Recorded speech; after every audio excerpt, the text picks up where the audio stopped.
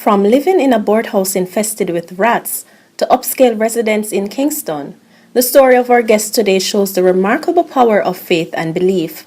For the program, I met with Nicole Durrant one cool afternoon in a spacious, well-furnished property in an upscale area. The atmosphere was peaceful, and from her balcony, I could see a stream of cars outside the community. Nicole sat across from me and began to share a story of how she acquired the place she now lives. It was one that was nothing short of miraculous. This is your host, Sandy Heron. Join me as we listen to the testimony of Nicole Durrant today. I was forced with having nowhere to live. Mother bought a house and them never want me there. And I basically had nowhere to go, nowhere to put my stuff, nowhere for my son. We had got a house where when we go there, it not work out because the man wife never want we to stay there. It was, as I said, I want to share this with people that believe that God has left them because me did feel away there. And in spite of all of that, not having nowhere to go, I want one close with days, I walk up and down like I'm mad. Sometimes I feel like I was going out of my mind because I said, God, I have been so faithful. Me go church, me do everything. The Bible study not miss me. People come want me pray for me. Say, God, why is it that I am back at this stage? Because I remember before I got saved, it was the same thing. I was forced with nowhere to live till when God said to me, go buy my mother's house to go live. And when I went there, after that, the yard sold because I went away, and when I came back, I heard that the yard sold. So they bought a house and them decide say, them not want me there because my other sister will live with them with her 3 kids. She never want me there. It was like a fight, a toss. She claims I'm not pay bills, all sort of things, and I was like, Lord, me have nowhere to go. And I remember me say, God, if me can find somewhere to go and stay and put up my things, then fine. I got somewhere to put my stuff up. My mother agreed for my son to stay there until I found somewhere. Even though he got the opportunity to stay there where he was supposed to stay, my sister still never wanted him in the house. It was just a fight, a tug and war, and I started to pray and I cry and I said, God, what is this? This is like a wilderness I am in.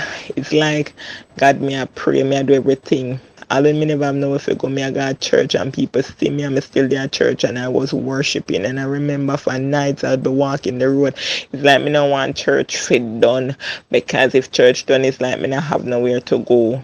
And I remember my cousin said that she would allow me to go and stay with her until all of a sudden she don't want me around her because guess what? Me a Christian, she not Christian.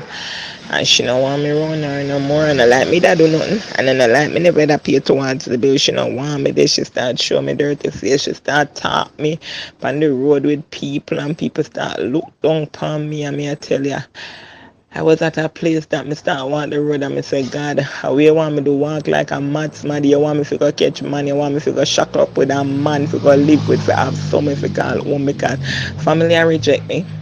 Them have a house, them have space, them didn't want me there. So what is it that I'm going to do? I was faced with a tug and war. If I say, God, it's either a man or you're going to show up for me. And I remember it was like basically the same thing. It was either a man or that. And I remember I had to start over life because who put up my things, then mash them up. It's like I couldn't find back nothing. Me basically I start back from scratch. And I was like, Lord, how me now work? How me I gonna get by? All of these things. But I remember in the midst of it all, me there at church, me I do my ministry same way. Me I go in go minister to the prisoner them. Me I go up on the road go minister to the prostitute them in the midst of it not knowing whoa me I go come home and when me I go home too because guess what? I had nowhere, me never have no peace. Me was like it's like, you know, when you're barren and you try to have people and you know you can't conceive. That was the state I was in. And that was the time when I started Bible school and I said, God, started Bible school, started beauty college. Know if you have no address, me get all form to fill out and I don't know what kind of address to put on it because I didn't have a fixed address. And I remember nights after night coming from school after 10 me one on the road and the dog them because I didn't want to have to go knock on my cousin's door for she let me in because she just never want me there. Me and her not gonna get tea because guess what? She want to have her because you know boyfriend and me are inconvenient in the one room.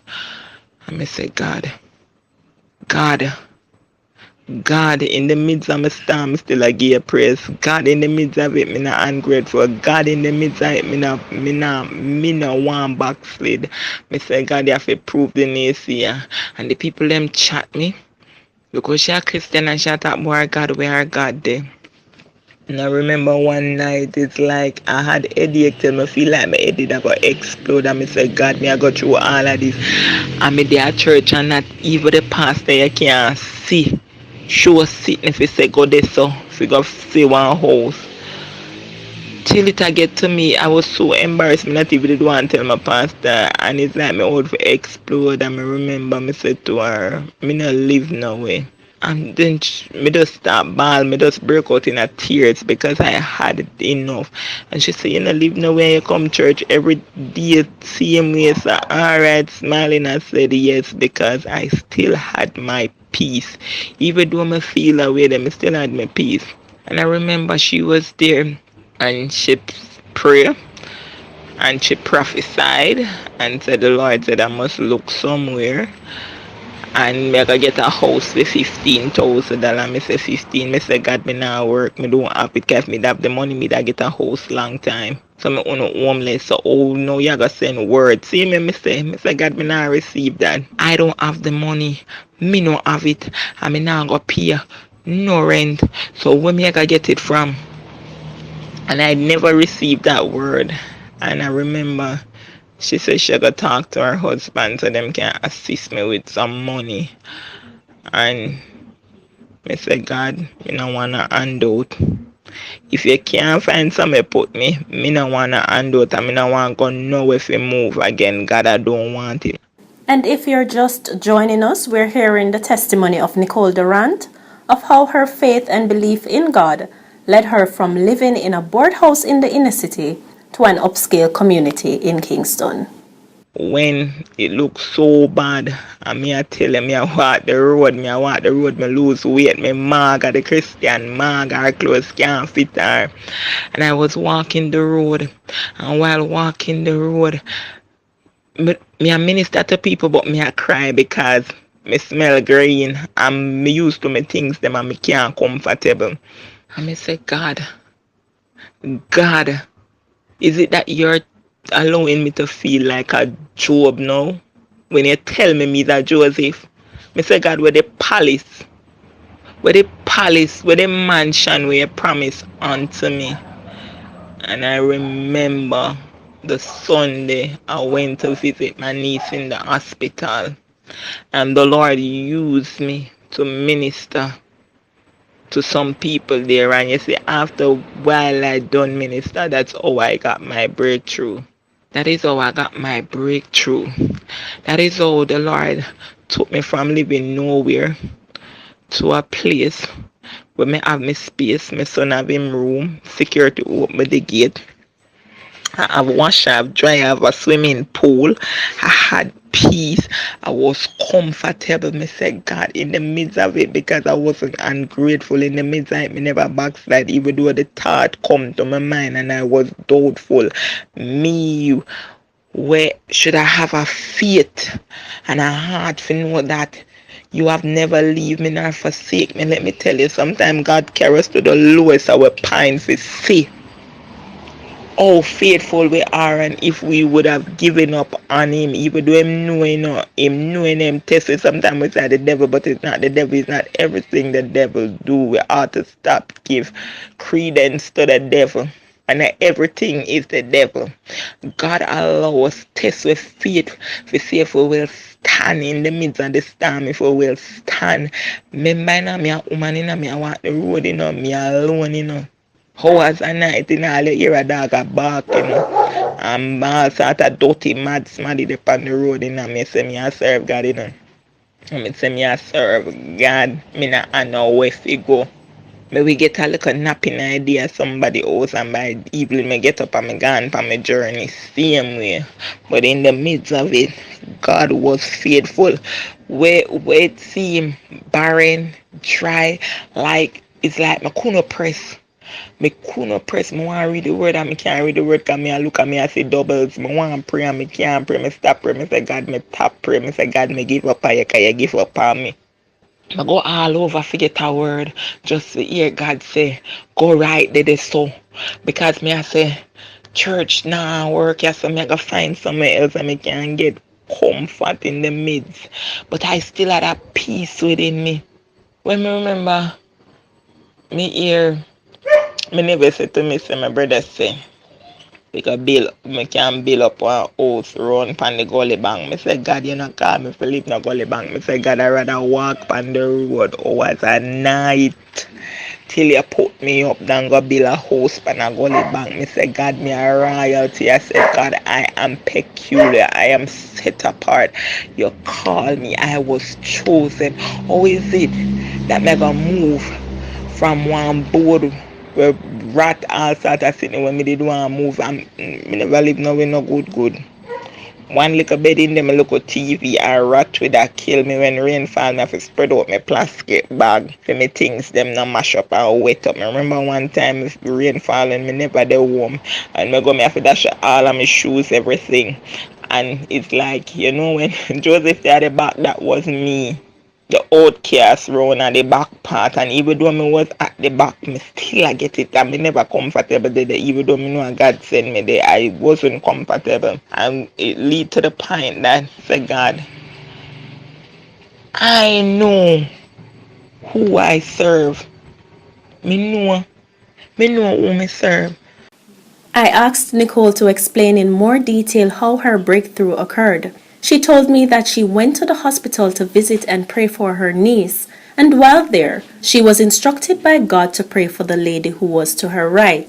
She obeyed and asked the lady who was there with her children if she could pray with her and if she believed that God could heal her.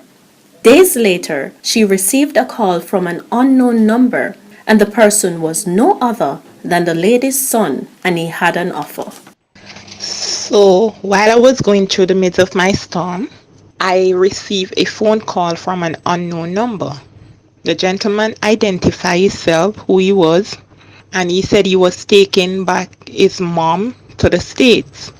But he felt in his spirit, a voice spoke to him to give me the house because he would not sell the house, even though he wanted to sell it because there were no family here. So he said, I knew it was God that was speaking to me concerning you, even though this gentleman was not a Christian, because he said it was laid heavy on his heart. And he didn't know at the time that I had nowhere to live because I don't know this man. It was the first I have met him. So he said I could come and look at the house, and if I like it, the house is mine, the key is mine.